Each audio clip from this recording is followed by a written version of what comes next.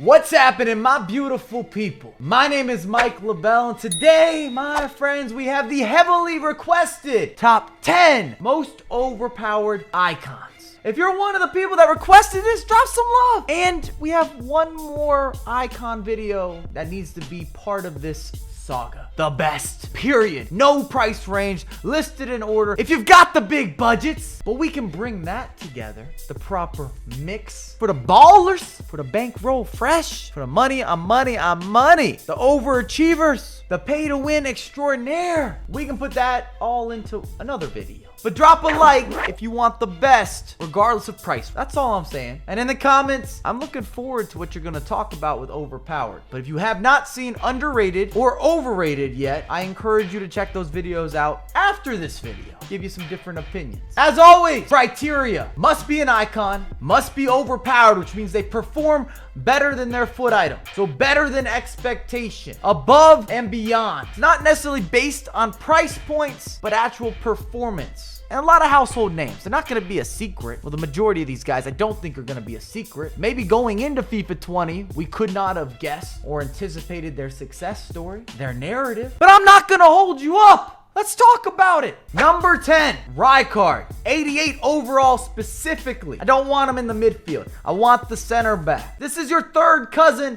that doesn't get the love or the appreciation that he deserves, especially early on in FIFA. I know we're late stages now. We're on the same page, but the Dutch connection is real. If you go to a steakhouse, they often have a wine pairing. Rijkaard would be part of that pairing. And I guess the steak could be 99 overall Virgil van Dijk. That's a green link up. Rijkaard is part of the dinner plan. My man gets busy, and he could still be used in the current state of FIFA, but he's never brought up into any conversations, which is a big reason that I feel that he's overpowered. And part of that is because as a collective, I don't know if you're trying to put Rijkaard in the midfield. Some say it works, some say not so much. At this point, we've got big desirables and deliverables required if you're going to be a center mid. We want the complete package. Desai, similar to Rijkaard, maybe even worse in the midfield actually. You need his center back variations. I don't care which variation, whatever you can afford.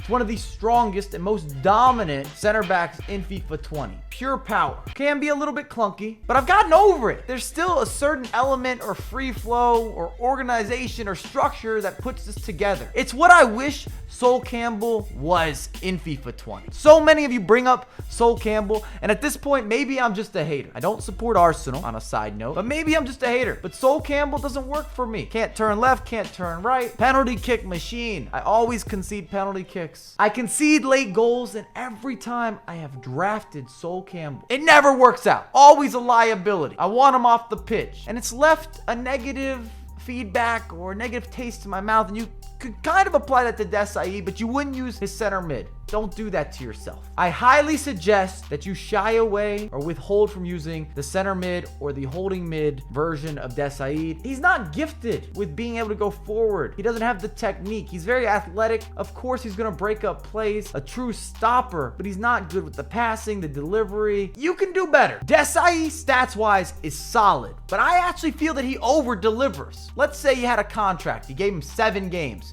He got a bonus with 3 clean sheets. He's going to give you 5 of those clean sheets. A couple extra toppings on your dessert. Zambrotta. All of them work. And if you had the pleasure of putting him into the squad, and we saw his left back variation, which is the mid Zambrotta foot item, used most often, even in the competitive scene, because we were limited with left back choices, and Zambrotta has a 5-star weak foot to go with 4-star skill moves. This year hasn't had tons of Italians when you're going through the icon ranks, but a lot of them make a difference. 5'11", perfect fullback size. You have enough size to still have that big body, but you're not going to necessarily lose on some of the agility and the quick turning and being able to track back diagonally. Blanc. Ooh. And I already know some of you are writing a comment right now to tell me about the 85 overall midfield version of Blanc, who has never connected or been on the same page with yours truly. But I realize there's many people that believe in him wholeheartedly, and I wanted to.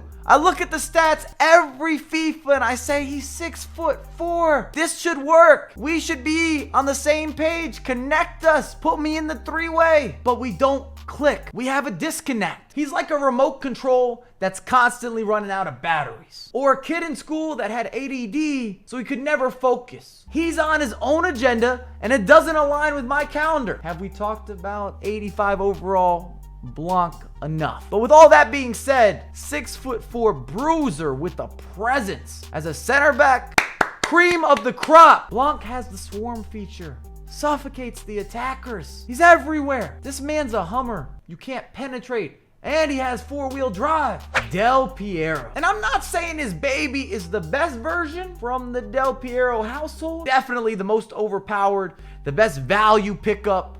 We've seen him used from start to finish. Has that coveted 5-star weak foot, which is starting to become more of a requirement late in the game. It's a detriment if you have a 4-star weak foot. We want everything at this point. We're not content. We might be a little bit entitled. Del Piero is the total attacker. If he worked at Panera Bread, he can complete all the roles. Gets there early, preps the bread, moves on, knows what to do with the salad. Best sandwich maker they've got in-house.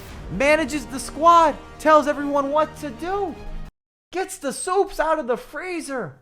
Light work, the human, microwave, Rio Ferdinand. And we're focusing on that baby theme, back to back. And is there a more overpowered defender when we're reviewing or analyzing icons in the FUT Champions era since FIFA 17 than Rio Ferdinand? I'm putting that question out there. I'll wait for an answer. United fans, rejoice. Rio's had that consistency. He's an anomaly icon. And I talk about this repeatedly with overpowered players. Sure, I can pull up his stats, and they're above being at that competent level, but nothing jumps off the page and says he's going to be broken. This man is going to be next level special. And he is. Time and time again. He has the respect, the influence, power, authority of that back line. They listen to him. Much more agile than the 60 that's on his base baby foot item. And I'm not saying you can't pick up the better versions and you're not going to see improvement. We've just seen so much usage of baby Rio. I want to spend time giving him the credit that he's earned, or the credit that he deserves. He has an unlimited supply of supplements, pushes, well positioned, aggressive, dictates, and has a presence on the virtual pitch. There's almost an aura coming off of Rio Ferdinand.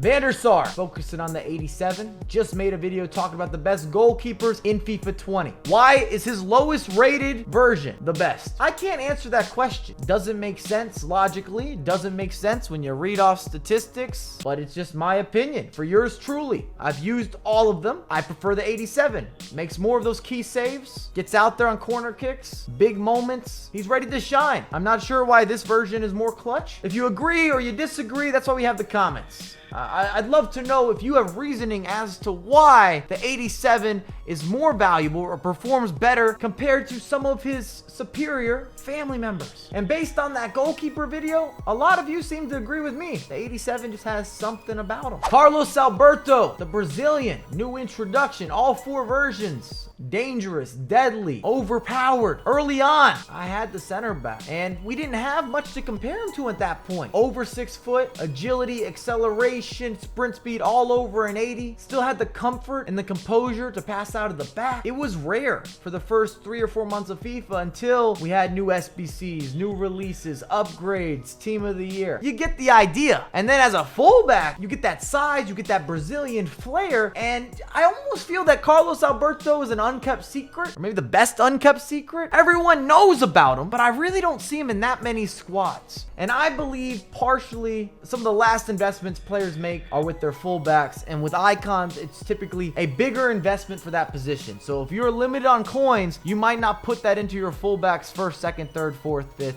and so on down the list. They're not one of your first priority positions. King Kenny, talking 87, but all 4 of these kings also get the Dirty Mike stamp of approval. Ruthless, show no mercy, definitely executing, no meet and greet, not forgiving. You don't want to sit on a dinner table with any of these fellas. And if you were an early adopter, then you got all the benefits of not only unlocking this superior king, but also profiting on the back end because word got out. King Kenny, yeah, it's a bad, bad man. Topping the charts, Campbell and Essien. Icon swaps. So when we start seeing him a lot more frequently in squads, he's the complete package. Stats on stats on stats. The definition of a beast. Basically an upgraded version of Conte, who's better with the offensive technicalities. When you're going forward, if you need someone to actually step into space, progress the attack, score a goal, has a better weak foot, he's more physical, he's larger, and he's one of those box-to-box midfielders that can do it all. Never gets tired. If you partner him up with another balanced midfielder, perfect. If you partner him up with more of your classic bruiser, your gladiator, such as a Patrick Vieira, a Ruud Gullit, you've won the midfield. If you unlocked him, you weren't disappointed. Thanks again for watching. Let me know what you think in the comments down below. If you enjoyed it, of course, drop some love on the video. It is free to subscribe, and I have a lot more content coming out for you ASAP.